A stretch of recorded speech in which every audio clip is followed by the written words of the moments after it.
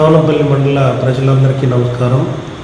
ఆంధ్రప్రదేశ్ రాష్ట్ర ప్రభుత్వము ప్రతిష్టాత్మకమైనటువంటి కార్యక్రమాల్లో భాగంగా రేపటి నుంచి రెవెన్యూ సదస్సుల కార్యక్రమాన్ని మనము ప్రతిపాదించడం జరిగింది.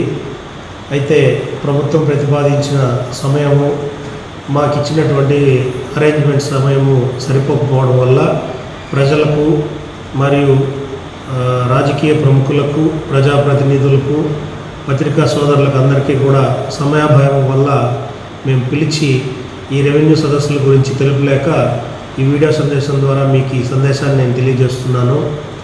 రేపటి నుంచి అంటే 6వ తేదీ నుంచి జనవరి 8వ తేదీ వరకు ఆంధ్రప్రదేశ్ ప్రభుత్వము ప్రతిష్టాత్మకంగా రెవెన్యూ శాఖ నుంచి ప్రజలకి ఉండేటువంటి ఇబ్బందులన్నింటినీ కూడా పూర్తి స్థాయిలో తొలగించడానికి చర్యలు తీసుకునే భాగంగా రెవెన్యూ సదస్సులు అనే కార్యక్రమాన్ని ఇంట్రడ్యూస్ చేయడం జరుగుతూ ఉంది.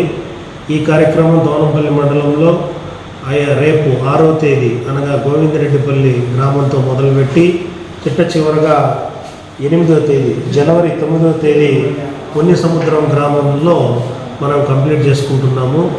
సో 33 రోజుల పాటు రెవెన్యూ యంత్రాంగం అంతా కూడా ఈ మండలంలో ఉండే ప్రతి గ్రామాన్ని విజిట్ చేస్తుంది.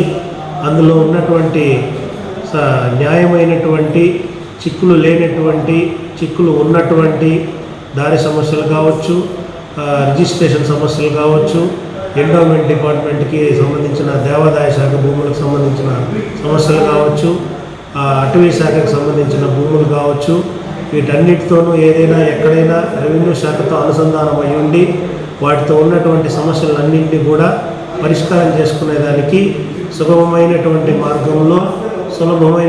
మార్గంలో రెవెన్యూ శాఖ మాత్రమే కాకుండా ప్రతి శాఖ నుంచి కూడా ఒక్కొక్క ప్రతినిధిని ఈ పూర్తి స్థాయిలో సభలో పాల్గొనమని కలెక్టర్ గారు ఆదేశించి ఉన్నారు.